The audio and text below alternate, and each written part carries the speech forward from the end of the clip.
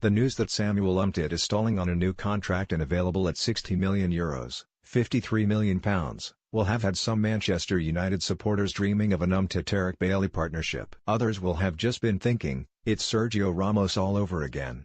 It's certainly true that Umtiti, much like Ramos in 2015 when he looked on the verge of moving to Old Trafford, holds most of the cards. Barcelona players and supporters will be up in arms if he leaves the club this summer, and the player knows it. That's why he is playing a patient waiting game to get the best new deal possible before next season begins. Few signings have worked out as well for Barcelona over the last 5 years than their acquisition of Umtiti for just £22 million from Lyon in 2016. In the first 3 months of last season he looked as good as any central defender in Europe. And at a third of the price of the going rate for a good centre-back, it was the best money Barcelona had spent in a long time. He's loved by a dressing room that has dubbed him Big Sam and hailed by supporters who waited a long time for the club to replace Javier Mascherano. Gerard Piqué has not been this comfortable alongside a central defensive partner since the days of Carlos Puyol.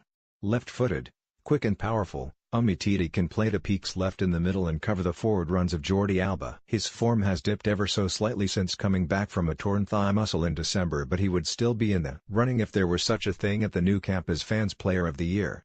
In short, the board needs to renew his deal so that his buyout clause can be bumped up to something that will keep the likes of Jose Mourinho away. Umtiti has a deal until 2021 and he also wants a new contract that will put him on around £8 million net per season. Barcelona's wage bill is constantly at bursting point and they have so far balked at those demands.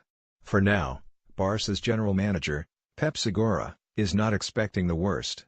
The player is managed by his brother, Yannick, and there is no indication that he wants to move Samuel out at any cost. The player is happy at Barcelona and looking forward to sharing a dressing room with close pal and France teammate Antoine Griezmann next season. But he wants to be respected in the club's salary scale and he has sufficient confidence in his own ability to have an impressive World Cup, boosting his market value even higher, and so even further beyond that low buyout clause. So is this Ramos Mark II for United?